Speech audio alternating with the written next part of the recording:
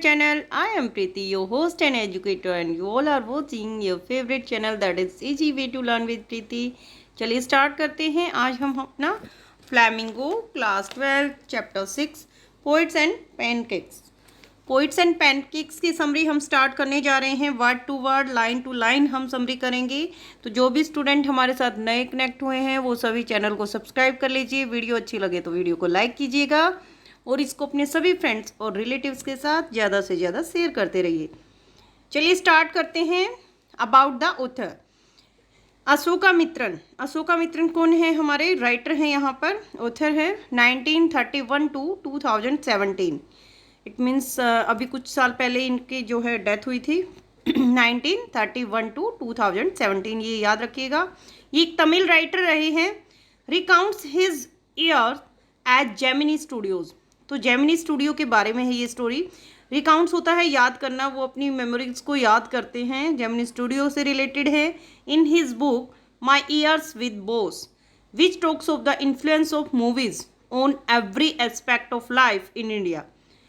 India में जो है सभी को पता है कि मूवीज़ के बहुत ज़्यादा शौकीन रहे हैं लोग, पहले से ही, काफ़ी पुराने टाइम से, और आज भी जो है जो भी हमारी यूथ है या लगभग आप ओल्ड एज की भी बात करें तो बहुत से लोग ऐसे हैं जो मूवीज़ देखने के बहुत ज़्यादा शौकीन रहे हैं। तो ये उस टाइम की बात बता रहे हैं जिस टाइम पे जेमिनी स्टूडियो, जो कि कहाँ पर था अभी आगे पढ़ते हैं हम, मद्रास की स्टोरी है ये। तमिल राइटर रहे हैं ये, और स्पेशली वो जो है उन्होंने एक बुक लिखी थी माई ईयर्स विद बोस, मेरे साल जो बोस के साथ। तो उस स्टोरी, उस बुक से ही ये एक्सेप्ट लिया गया है, ये जो चैप्टर है जिसमें राइटर ने बताया है मूवीज़ का इन्फ्लुएंस होता है प्रभाव, इंडिया की हर लाइफ पर किस तरीके से इफेक्ट करते हैं। Gemini studios located in Chennai, देखिए अभी मैंने बताया चेन्नई, जो कि जिसका पुराना नाम मद्रास था, वहाँ पर जेमिनी स्टूडियो लोकेटेड था। वाज सेटअप इन 1940 में ये सेटअप किया गया था वहाँ पर। It was one of the most influential film producing organisations of India in the early days of Indian film making. ये जो है बहुत ज़्यादा इन्फ्लुएंशियल होता है, बहुत ही प्रभावित करने वाला, या बहुत अच्छे लेवल की फ़िल्म प्रोड्यूस करते थे।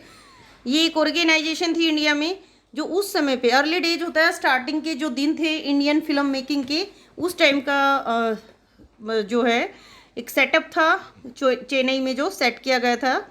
It's founder was S Vasan, इसके जो फाउंडर थे, फाउंडर इट मीन्स उसको बनाने वाले कौन थे? S Vasan. The duty of Ashoka Mitran in Gemini studios was to cut out newspaper clippings. अब देखिए जो हमारे राइटर हैं अशोका मित्रन जी जेमिनी स्टूडियो में काम करते थे, और इनका काम क्या था? न्यूज़पेपर की क्लिपिंग्स को कट करते थे वो, on a wide variety of subject, बड़े लेवल पर अलग अलग सब्जेक्ट्स के बारे में, and store them in files, और उनको फाइल में ये कलेक्ट करते थे, स्टोर करते थे। Many of these had to be written out by hand, इनमें से बहुत सारी जो क्लिपिंग्स थी वो हैंड रिटन भी थी। Although he performed N insignificant function, he was the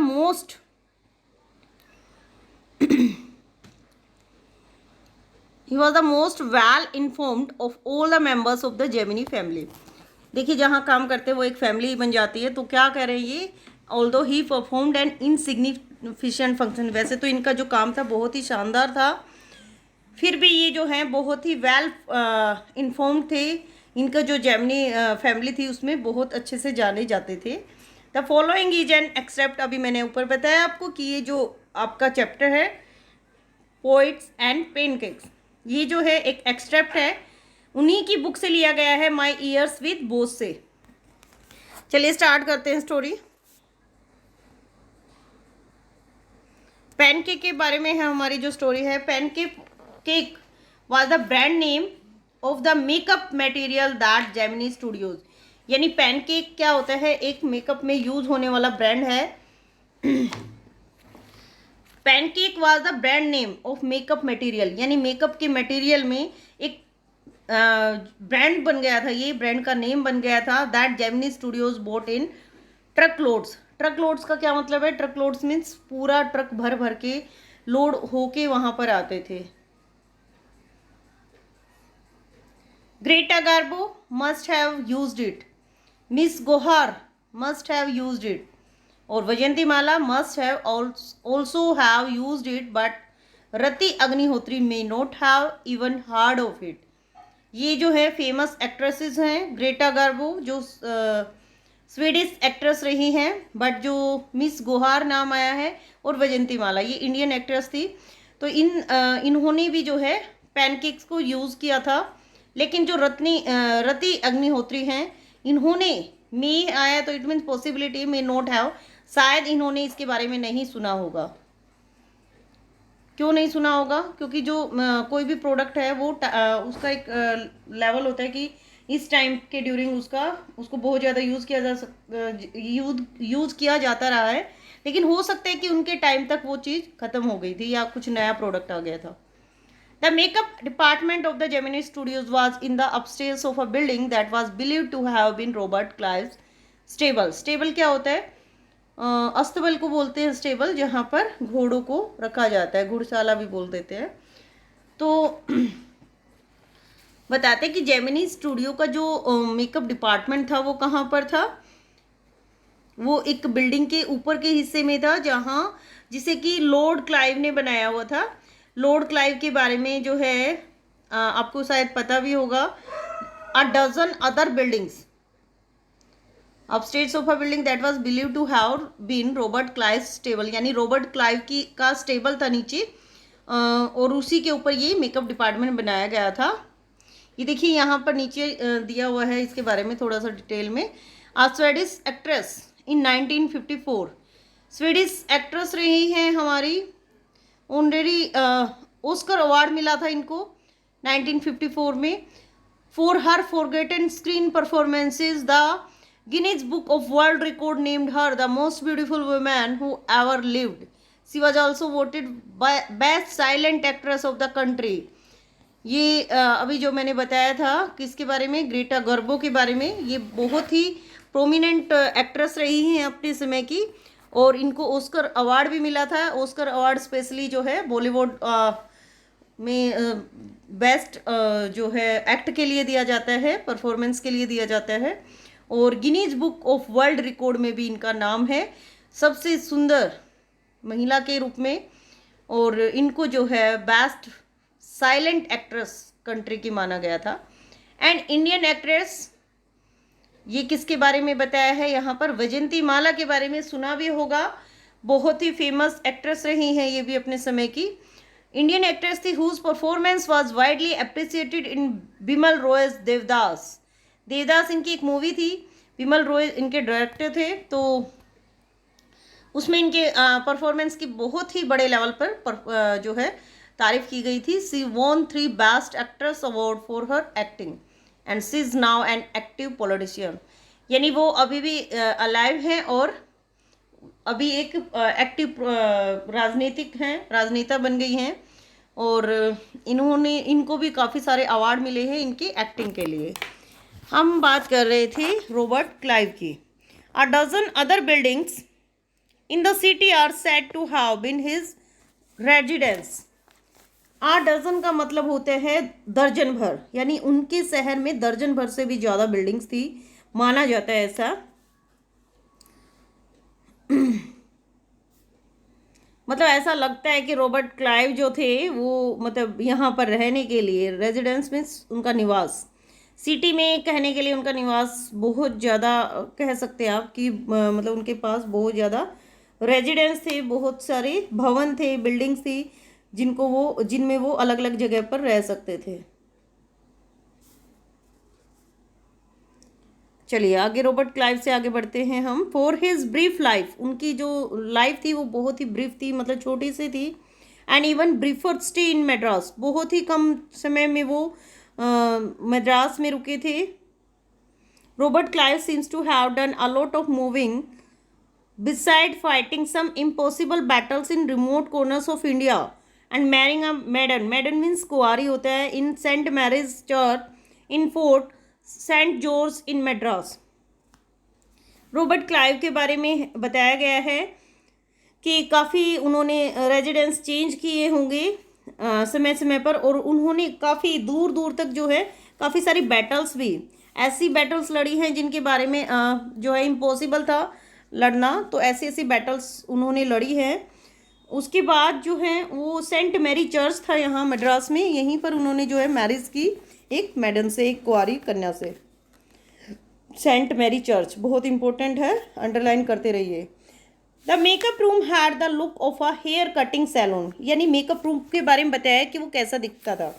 makeup room जो था, आप बोल सकते हैं आजकल जो है बड़े बड़े सैलून जो हैं, चाहे आप मेल सैलून देखिए और फीमेल सभी, यानी कहने का मतलब है कि एक हेयर कटिंग सैलून का मतलब नाई की दुकान बोल सकते हैं आप, कि उनका जो मेकअप रूम था वो एक बड़े से सैलून की तरह, पार्लर की तरह या नाई की दुकान की तरह दिखाई देता था, with lights at all angles around half a dozen large mirror, यानी उस समय पे आधा दर्जन बड़े बड़े शीशे वहाँ हर कोने पर लगे होते थे, और उनके साथ उनकी विद लाइट्स भी लगी होती थी। लाइट्स कैसी होती थी? दे वर ऑल इनकैंडेसेंट कैसे होती है? बहुत हाई लेवल की टेम्परेचर वाली।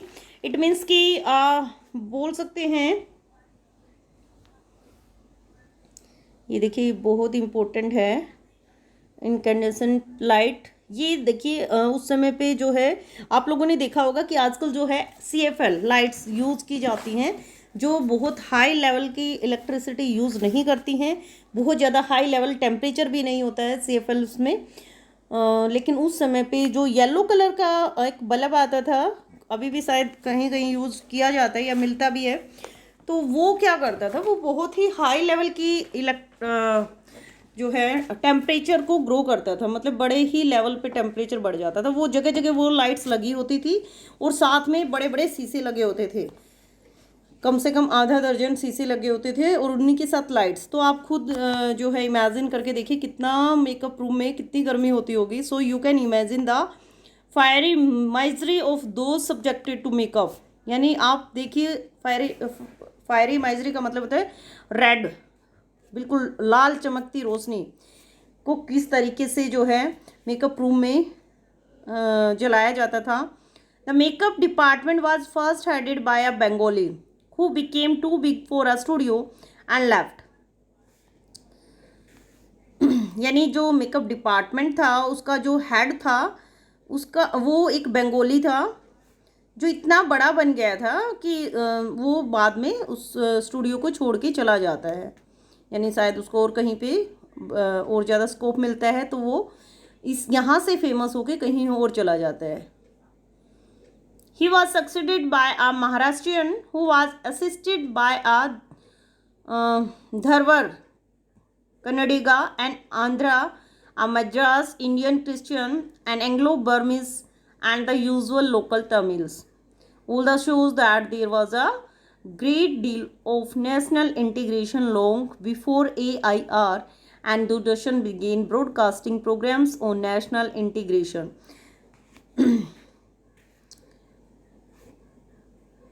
देखिए उनके जगह जो है कौन आ गए थे, जब उन्होंने यहाँ से लेफ्ट किया तो ही वॉज सक्सीडेड बाय अ महाराष्ट्रियन यानी महाराष्ट्र में कौन रहते थे उस समय पे? मराठी लोग। तो एक महाराष्ट्रियन ने उनकी जगह ले ली थी, वो आ गए थे उनकी जगह पर, और उनके जो असिस्टेंट थे वो एक कन्नड़ थे, द्वारर धरवर जो है कन्नड़ थे, एक आंध्र वाले थे, एक इंडियन मद्रासी थे, मद्रास के रहने वाले थे। मद्रास इंडियन क्रिश्चियन यानी ईसाई थे, वो क्रिश्चियन थे, इंडियन क्रिश्चियन मद्रास के रहने वाले थे, और एक Anglo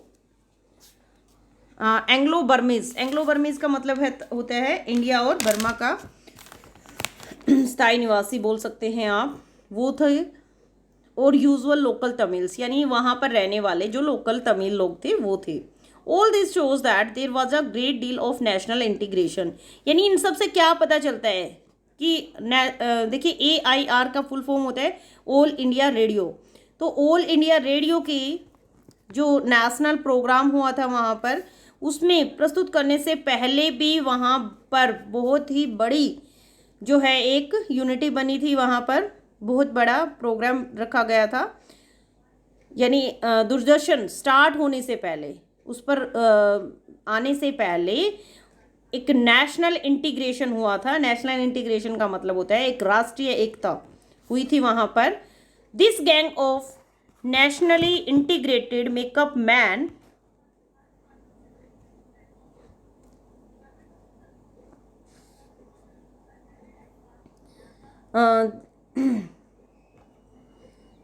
yes, this gang of nationally integrated makeup men could turn any decent looking person into a hideous crimson hued monster with the help of truckload of pancakes and a number of other locally made potions and lotions.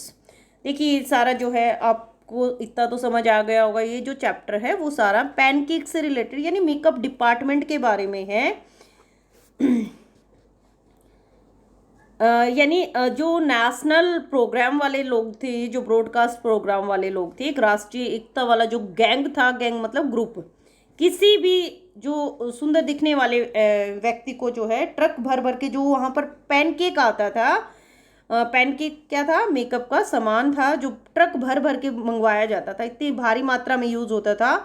और जो lotion और पोषण से जो है कैसा बना देते थे वो उसको पर्पल कलर का, रेड कलर का crimson, hideous crimson hued monster with the help of truck loads of pancake.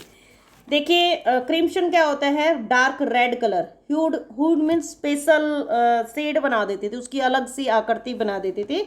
और मॉन्स्टर होता है राक्षस की तरह, यानी उसका मेकअप करके इतना ज़्यादा जो है उसका हाई लेवल पे मेकअप किया जाता था, उसको भयानक राक्षस जैसा बना सकते थे वो लोग, इतना ज़्यादा मात्रा में उसको लगाकर। And a number of other locally made potions and lotion, those were the days of mainly indoor shooting. यानी ये उस समय की बात है जब जो है शूटिंग इंडोर की जाती थी। इंडोर मीन्स अंदर ही की जाती थी, कहीं बाहर जाकर नहीं की थी, इंडोर शूटिंग होती थी। Only 5% of the film was shoot outdoor, यानी जो फिल्म होती थी उसका सिर्फ 5% ही शूटिंग कहीं बाहर जाके की जाती थी, सारी जो शूटिंग होती थी वो इंडोर होती थी। And I suppose the sets and studios lights needed the girls and boys to be made to look ugly in order to look presentable in the movie. मतलब कहने का मतलब है कि जो वहाँ पर सजावट के लिए और जो लाइट्स वगैरह यूज़ होती थी उनके लिए ये ज़रूरी नहीं था कि जो भी लड़के और लड़कियाँ उसमें काम कर रहे हैं, फिल्म में सामने आने वाले जो लोग हैं उनको आगे आने के लिए, आगे मतलब दिखाने के लिए उन्हें गंदा बनाया जाए, ये कोई ज़रूरी नहीं था।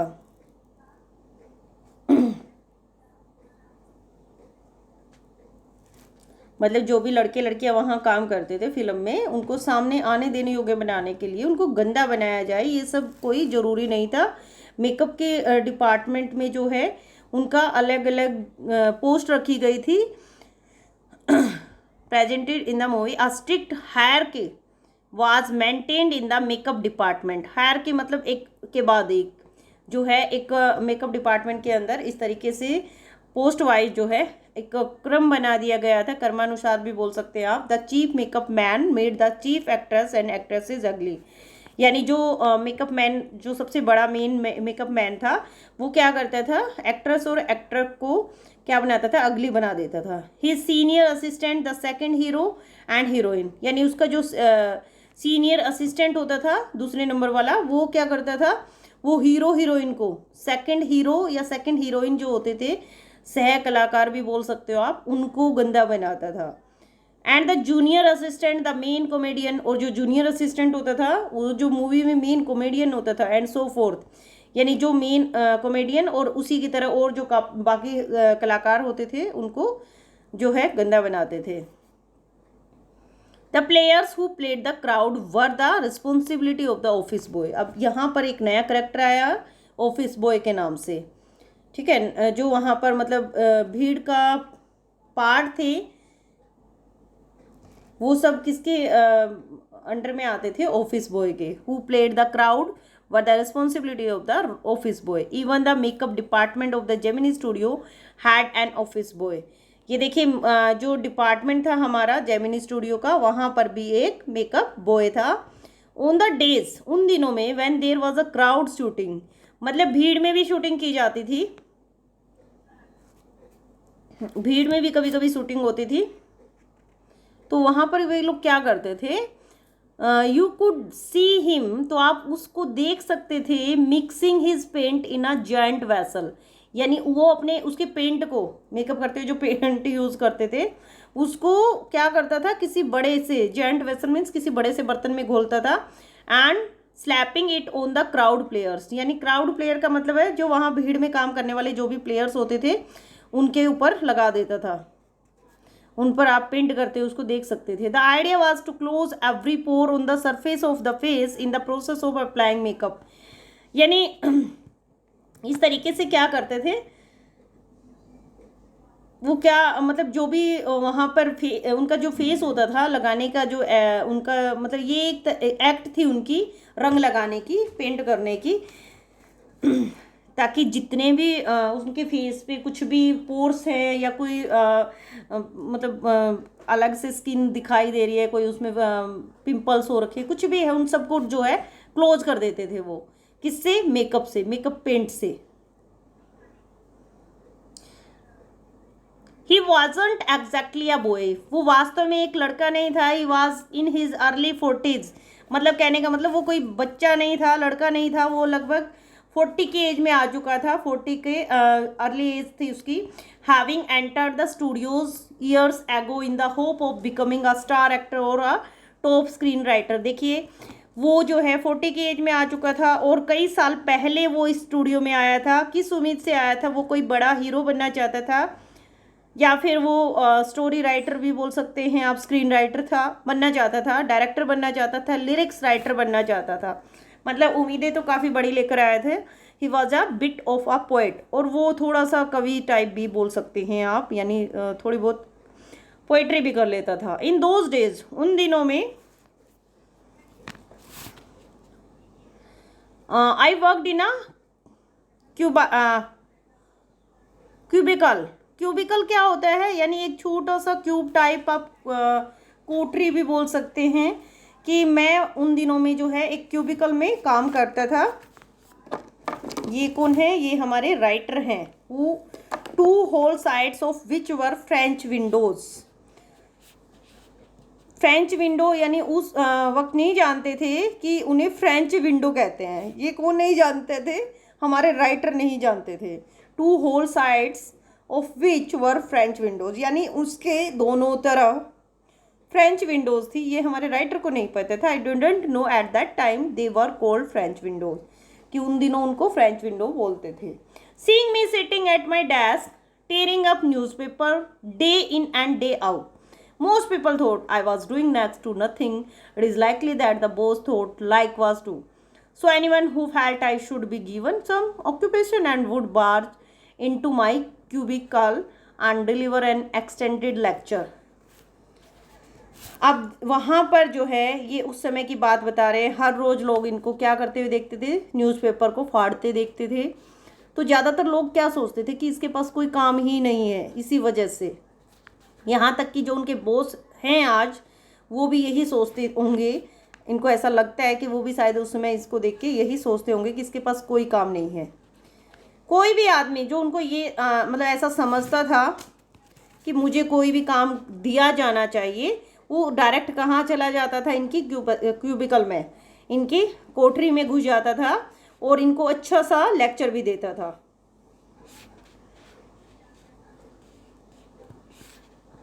अब देखिए आगे क्या होता है राइटर के साथ।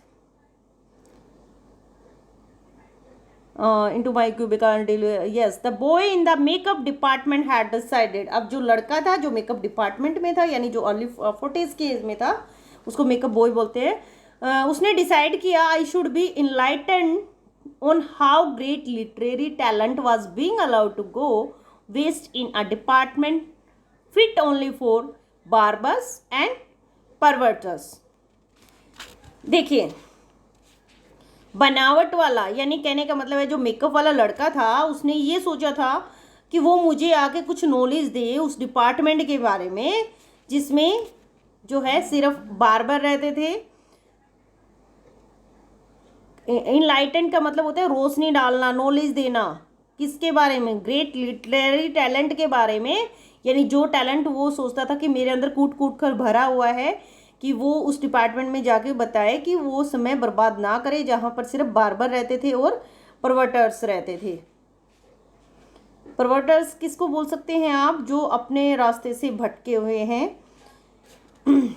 वहीं पर जो है, soon I was praying for crowd shooting all the time. देखिए उनके अंदर जो लिटरेरी टैलेंट था, मतलब वो उसको ऐसा लगता था उसमें एक बड़ी मात्रा में, जो ऑफिस बॉय था ना उसको लगता था कि उसके अंदर बड़ी मात्रा में लिटरेरी टैलेंट कूट कूट कर भरा हुआ है, वो बर्बाद हो रहा है। तो कुछ समय के बाद क्या होता है, राइटर कहता है मैं प्रे करने लग जाता हूँ कि भीड़ में हमेशा इसी तरह शूटिंग होती रहे, क्राउड शूटिंग होती रहे। Nothing short of it could save me from his epics. Epics मतलब आप बोल सकते हैं बड़ा बड़ा ज्ञान बांटना, बहुत बड़े लेवल पे उसको एपिक, वैसे महाकाव्य होता है। मतलब जैसे ऑफिस बॉय उसको आके जो बड़े बड़े महाकाव्य सुनाता था तो वो सोचता है कि मतलब उससे बचने के लिए नथिंग शॉर्ट, इससे छोटा कुछ नहीं हो सकता कि वो क्राउड में जो शूटिंग होती है वो ही बचा सकती थी। तो सोचता था हमेशा ये लंबे समय तक चलती ही रहे। In all instances of frustration. Frustration क्या होता है? यानी एक तरह से गुस्सा बोल सकते हैं आप।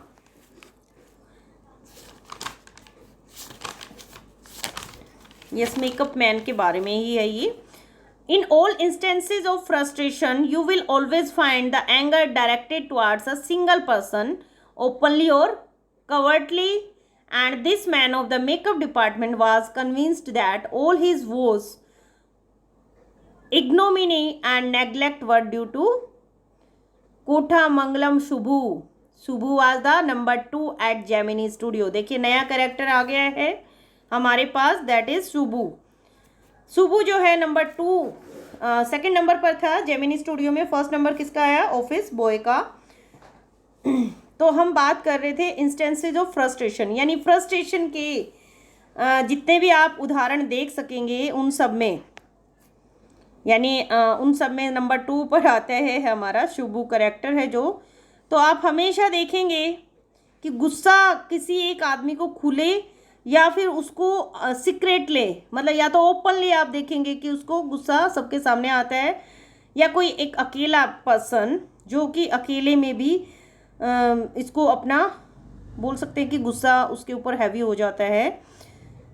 तो वहाँ पर मेकअप डिपार्टमेंट में भी एक आदमी ने ये अपनी इमेज बना ली थी, ये उसने अपनी मेंटलिटी बना ली थी, वो कन्विंस कर सकता था इस चीज़ को, धारणा बना ली थी उसने कि सभी जितनी भी वहाँ पर ट्रबल आती थी, जितनी भी प्रॉब्लम्स आती थी, वो इग्नोमिनी एंड नेगलेक्ट सब किसकी वजह से आती थी? सुबू की वजह से, कोठमंगलम सुबू की वजह से। यानी जितनी बार भी उस पर कोई भी ट्रबल आती, किसी भी तरह की डिसरिस्पेक्ट का वो सामना करता, तो सब होता था उसको लगता था कोठमंगलम सुबू की वजह से आ रहा है। Subbu was the number 2। मैंने अभी बताया कि नंबर 2 कैरेक्टर है हमारा जेमिनी स्टूडियो में। And he couldn't have had a more encouraging opening in films than our grown up makeup boy had. On the contrary, he must have had to face more uncertain and difficult times. For when he began his career, there were no firmly established film producing companies or studios. Gemini studio की बात कर रहे थे हम, यानी उस समय पे जो फिल्म बनती थी उसमें किसी के भी इस तरीके से जो है इनकरेज करने से आपको ओपनली फिल्म में काम नहीं मिलता था, जितना कि हमारे जो मेकअप बॉय हैं उनको मिला। यानी मेकअप बॉय कौन है यहाँ पर? सुबू की बात कर रहे हैं, जो उसको जिस तरीके से एंट्री मिली है यहाँ पर, उसको जो है ज़्यादा मुश्किल और अनिश्चितता के वक्त का भी सामना करना पड़ा था, ऐसा उसको लगता है। जो ग्रोन अप मेकअप बॉय है वो, उसको ऐसा लगता है कि उसके लिए फिल्मों का जो रास्ता था had a more encouraging opening in films. अब इसके अगेंस्ट उसको ऐसा लगता है कि उसने बहुत सारी अनसर्टेन और डिफ़िकल्ट टाइम को देखा है जो उसके करियर के स्टार्टिंग में आई थी, क्योंकि उस समय पे कोई भी no formally established film producing company, क्योंकि उस समय पर कोई भी पूर्ण तरीके से जो है फिल्म प्रोड्यूसिंग कंपनी नहीं थी, ना कोई स्टूडियो था जब वो इस लाइन में आया था। अगर हम एजुकेशन के मैटर की बात करें, स्पेशली फॉर्मल एजुकेशन की बात करें, तो Subbu couldn't have had a appreciable lead over our boy. तो जो मेन कैरेक्टर है हमारा, कौन है हमारे मेन कैरेक्टर, यहाँ पर सेकंड कैरेक्टर जिसकी बात कर रहे थे हम, शुभू की। तो शुभू को ऐसा लगता है कि even in the matter of education, अगर शिक्षा की बात की जाए, स्पेशली फॉर्मल एजुकेशन की अगर बात करें, तो कोई भी नहीं था लीड ओवर आवर बॉय, हमारे इस बॉय को प्रभावित करने वाला। बट बाय विटू, विटू गुण होता है और बीइंग बोर्न अ ब्राह्मण, यानी ये ब्राह्मण थे, तो ब्राह्मण होने की वजह से इनको क्या लगता था, विटू इंडीड, जिसका कोई अंत नहीं है, ये इनका सबसे बड़ा इनको सद्गुण लगता था। He must have had exposure to more affluent situations and people. He had the ability to look cheerful at all times, even after having had a hand in a flop film. यानी उन्हें क्या लगता था, उन्हें हमेशा से ही influence लोगों के बीच में और इन्फ्लुएंस सिचुएशंस में रहने का बहुत ही अच्छा एक्सपीरियंस हुआ होगा, और हमेशा से ही उनके अंदर एबिलिटी रही है किसी भी कंडीशन में हर समय पर वो खुश रहते थे। उनको ऐसा लगता था कि मेरे अंदर ये क्वालिटी है। यहाँ तक कि एक फिल्म थी जिसमें उनका हाथ था, वो पूरी तरीके से जो है फ्लॉप हो गई थी। ही always had work for somebody, किसी न किसी के लिए उसके पास हमेशा से ही कार्य रहा है, हमेशा से ही उनको आगे से आगे काम मिलता रहा है। He could never do things on his own, वे खुद कुछ नहीं कर सकते थे, लेकिन अपनी लॉयल्टी की वजह से, sense of loyalty made him identify himself with his principal completely and turn his entire creativity to his principals advantage. लेकिन अपनी वफादारी की वजह से वो अपने जो उनके हेड थे, चीफ थे, उनके साथ, प्रिंसिपल मतलब यहाँ पर मेन, अपने मेन के साथ पूरी तरीके से जो है वो उनसे कनेक्ट रहे हैं। इस बात का उन्हें इंटायर क्रिएटिविटी की वजह से, यानी उनके अंदर जो कला थी और जो उनकी लॉयल्टी थी, उसकी वजह से जो उनके मेन रहे, उनके साथ इसको जो है उनके अपने मुखिया का हमेशा से ही बेनिफिट मिला है, पूरा एडवांटेज मिला है। He was Taylor made for films.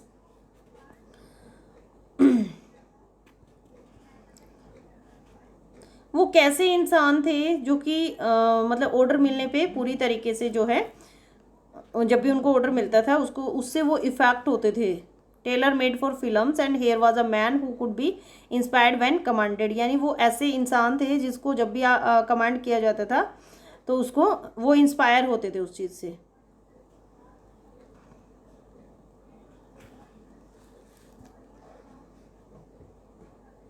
अब देखिए आगे क्या बताया, he was here was a man, यहाँ पर एक आदमी है, हु कुड बी इंस्पायर्ड, जो इंस्पायर्ड हो सकता था, व्हेन कमांडेड, ये तो हमारे कैरेक्टर के बारे में बताया है। नेक्स्ट है the rat fights the tigress.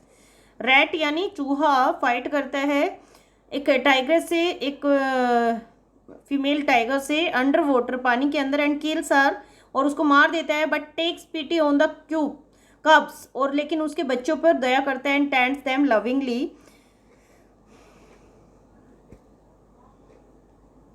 लेकिन उनको जो है बहुत ही, ये शुभू बताता है कि उनके बच्चों को बड़े ही प्यार से रखता है।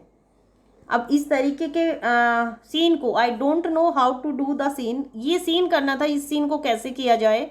The producer would say and Subbu would come out with 4 ways of the rat pouring affection on its victim offspring.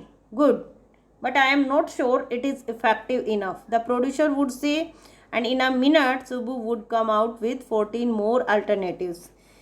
ये देखिए उनको सीन बताया गया था कि किस तरीके से, यानी पानी के अंदर एक फीमेल टाइगर है, उसको जो है एक चूहा मार देता है, लेकिन उसके बच्चों पर वो दया करता है और उनको प्यार से देखभाल भी करता है। इस सीन को करना था वो कहता है मुझे नहीं पता ये सब कैसे करना था। सुबू चूहे के अपने शिकार के बच्चों पर जो प्यार दिखाने के हैं वो 4 तरीके से करता है, जल्दी से बताता भी है और कहता ठीक है, लेकिन मैं ये नहीं समझता कि ये किस तरीके से इफेक्टिव रहेगा।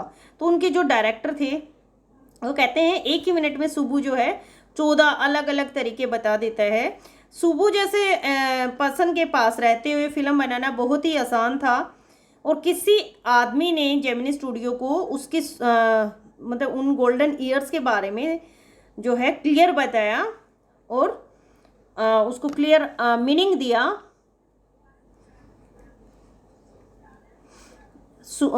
किसके बारे में? सुबू के बारे में, यानी उसके गोल्डन ईयर्स के बारे में बताया किसी ने। इट वाज सुबू, ये सुबू था। Subbu had a separate identity as a poet, यानी सुबू की एक पहचान थी अलग से एक पोइट के रूप में। Though he was certainly capable of more complex and higher forms, यानी उसको जो है अलग से एक बहुत ही मुश्किल भी बोल सकते हैं आप और उच्च कोटि का काव्य उसको आता था, अच्छी कवित्री पोइट्री आती थी उनको, उनके अंदर ये एबिलिटी थी to the message. His success in films overshadowed and dwarfed his literary achievement. वो जो है नोविंगली कंपोज करते थे। क्या कंपोज करते थे? पोइट्री को। यानी उनकी जो सक्सेस थी फिल्म जगत में, उनकी जो सफलता थी और जो उनकी लिटरेरी में जो उपलब्धि थी वो सब पे छा गई थी। उसी की वजह से उसको जो है स्पेशल बनाया गया था,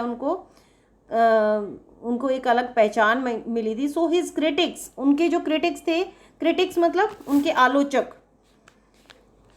वो सब ऐसा महसूस करते थे कि ये जो है अलग से कुछ एक्स्ट्रा शो करता है। He compose several truly original story poems in folk refrain and diction and also wrote a sprawling novel Thillana Mohanambal with dozens of very deftly artist actors। उन्होंने जो है लोक संगीत और लोक शैली में भी उन्होंने सच में रियल में जो है बहुत सारी कहानियाँ कविताएं जो है उनकी रचना की थी, उनको जो है कंपोज किया था। और एक उपन्यास था मोहन बाल लिखा, वो उन्होंने यस थिलाना मोहन बाल उनका नोवेल रहा है जो उन्होंने स्प्रॉलिंग यानी चिल्लाना मोहन बाल लिखा। इसमें जो है अपना एक अलग से टैलेंट शो किया था, डेफ्टली एज कैरेक्टर्स, और उसमें जो है dozens of very deftly etched यानी दर्जनों कैरेक्टर्स उसमें डाले थे। He quite successfully recreated the mood, उसने बड़ी सफलतापूर्वक जो है अपने रिक्रिएट किया गया था, अपने मूड को दोबारा बनाया था। And manner of the devadasis of the early 20th century, और अर्ली 20th यानी 20वीं शताब्दी की शुरुआत में ही देवदासियों का जो भाव था और तरीका पैदा किया था उन्होंने। और बड़े ही जो है ये बड़े ही अनोखे राइटर रहे हैं। Such a charitable and improvident man and yet he had enemies. और इसी वजह से अब देखिए जितने ज़्यादा आप फेमस होते हैं ना, आपके एनिमी भी उतने ज़्यादा बन जाते हैं। इसी वजह से उनमें इतना ज़्यादा टैलेंट था और मेन उनके जो भूमिका थी बहुत ही मेन थी। मेन भूमिका के लिए उन्होंने कभी कोई चाहत नहीं रखी थी किसी भी तरीके की, लेकिन फिल्मों में जो भी सहायक भूमिका उसे मिली उसने मुख्य कलाकार समझे जाने के रूप में उसमें भी बहुत अच्छे से अपने आप को एक्सप्रेस किया सबके सामने और बहुत अच्छा टैलेंट शो किया। वो जिससे भी मिलता था उसके लिए उसके मन में सच्चा प्यार होता था और उसका घर दूर पास की दर्जनों जान पहचान के लोगों और दोस्तों का एक जो बोल सकते हैं आप एक प्लेस बन गया था। कैसा प्लेस बन गया था? जहाँ पर बहुत दूर दूर के और पास पास के दर्जनों लोग जाते थे, उसके दोस्त भी काफ़ी सारे थे जो उसके प्लेस पर जाते थे। क्या करते थे वो? ये सुबह के स्वभाव के मतलब अगेंस्ट दिखाई देता है। वो इस बारे में अलर्ट भी है कि इतने सारे लोगों का भोजन कहाँ से किया जाए, कैसे अरेंजमेंट किया जाए, और उनकी वो हेल्प भी कर रहा है। यानी वो एक तरह से आप बोल सकते हैं दानी भी है लेकिन ज़्यादा खर्च भी नहीं कर रहा है वो, फिर भी उसके काफ़ी सारे एनिमीज़ भी हैं, मतलब दुश्मन भी बहुत हैं। इसका कारण क्या था? कारण क्या था कि वो जो उनका बॉस था इंटीमेट था उसके साथ, so close and intimate with the boss, यानी उसके बॉस के साथ जो उसके रिश्ता था बहुत ही गहरा था, बहुत क्लोज था। इंटीमेट भी क्लोज होता है और क्लोज भी मतलब बहुत गहरा होना। और was it his general demeanour that resembled a sycophant or his readiness to say nice things about everything, यानी हर चीज़ के बारे में उसका अच्छा कहने की का जो मीनिंग होता था। कुछ भी हो, जो मेकअप डिपार्टमेंट है उसमें ये एक ऐसा आदमी था जो सुब्बू के बारे में अच्छा नहीं सोचता था।